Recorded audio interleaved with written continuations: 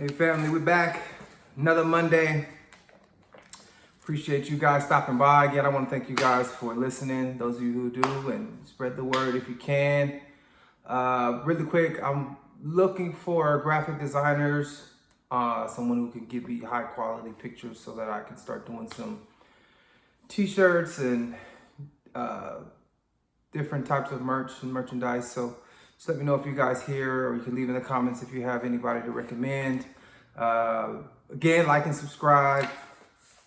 My social media, my Instagram is Dr. Melchris2, DrMelChristwo. So let's jump right into it. So now we're in chapter 10. It's a quick excerpt. It's right in the beginning of the chapter. I kind of wanted to highlight this discussion because I think it's pretty important. So here we go.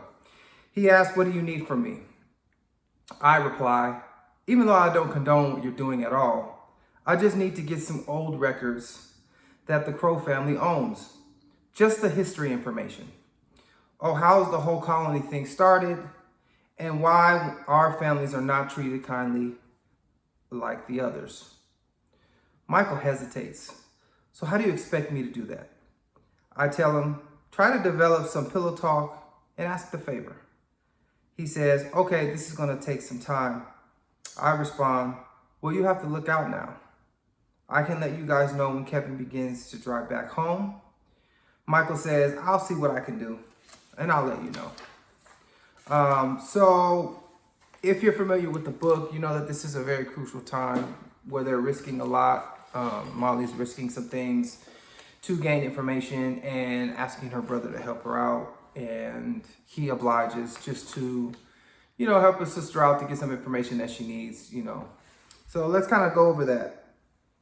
Secrets. So sometimes when secrets are revealed, it kind of opens up a whole new door of things you didn't know. And I feel like secrets are things that are revealed that you didn't know in the past, right?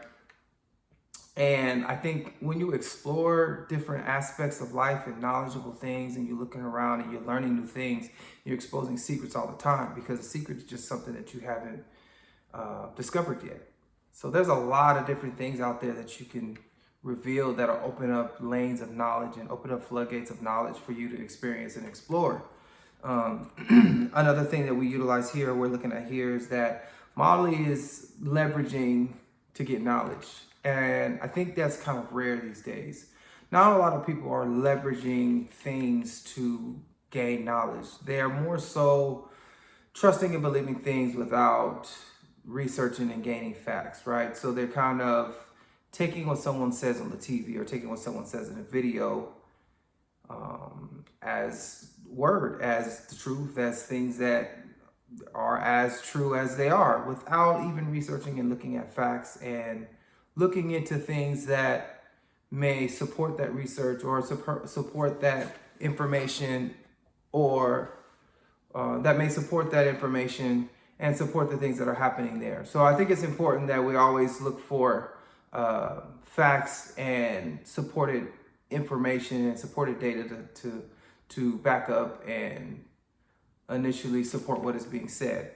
We oftentimes now, like I said before, kind of believe it for what it is, and not everybody. I think that's the consensus, right? Another thing that I notice here is that it's important that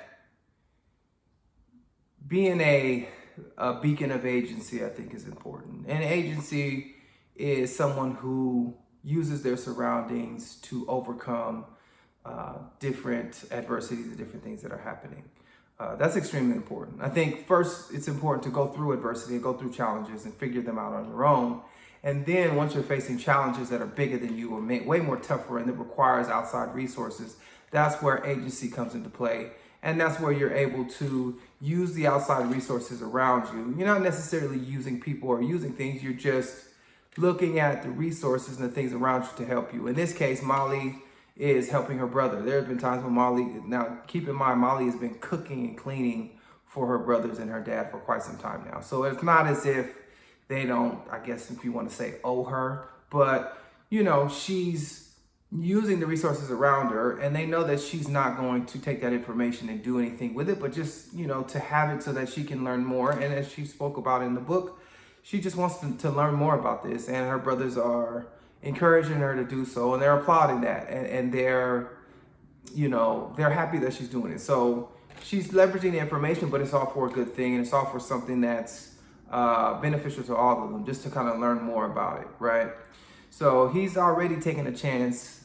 Michael's already taken a chance in the situation that he's in, and why not, you know, go a little extra mile for his little sister who's been there for him since day one, or since she's been there, and, you know, to help her to help discover what's going on in the family and the family's legacy. So I think being a beacon of agency is important, you know, being someone who leads the charge and uses their resources wisely for the greater good, or, you know, advancement in education or knowledge, or just something that can benefit others as well. Because I know that, you know, Mark is also doing the same thing in a sense, but, you know, more so on his own. He's overcoming adversities because that's what he prefers. But Michael is more so, you know, not really into it, but is curious as well as Molly. So if you read in the other chapters, you can kind of see how that bond between the two and their curiosity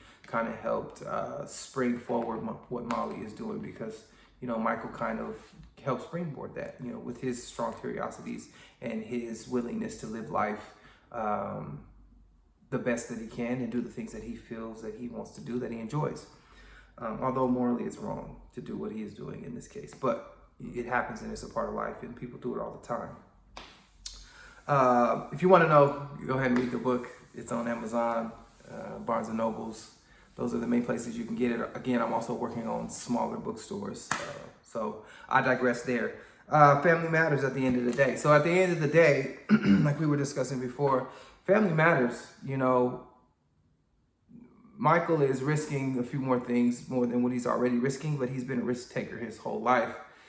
But he's risking a little more for his sister. And at the end of the day, that family bond and what you do for your family is always important. You know, you're talking about people that you've lived with for, you know, the first part of your life, the majority of the first part of your life, and people you know best because you've seen the ins and outs of their growth, and you've all grown together as a family in most cases. So although family constructs have been different and you know, have changed and mutated into different things, and, you know, people value strangers and friendships with strangers and consider them family over their own family, and families have been not communicating with each other and distant and not as close as we should be. I'm speaking of my family, but I'm sure there's families out there that are like that. But, you know, it's not the greatest, but it's kind of mutated into that with the internet and technology and the access to people all across the world, you know, that you can formulate relationships and friendships with. So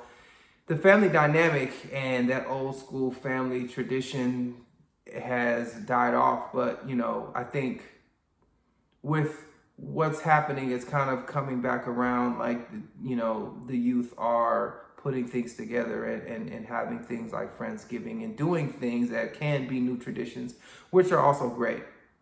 But again, family matters in that sense that, you know, your family is your family and you can't change them. But what you can do is support them at the capacity that you can support them. And at the end of the day, I think that most of them will be happy with what you can do for them. So that's going to wrap up and conclude our episode of the McKinnens. I appreciate you guys for watching, listening, learning, if that's what you were doing.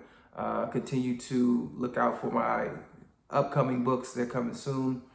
For those of you who are waiting for that next one to come, I'm putting it together, so don't worry, it's coming.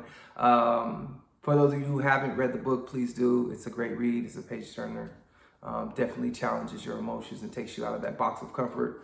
I appreciate you guys for watching. Again, like and subscribe, leave a comment. Definitely let me know what you think, how you feel, because that's also important. And I will speak with you guys on the next Monday. Hope that you guys enjoy your week. And again, I appreciate you guys. Have a good one.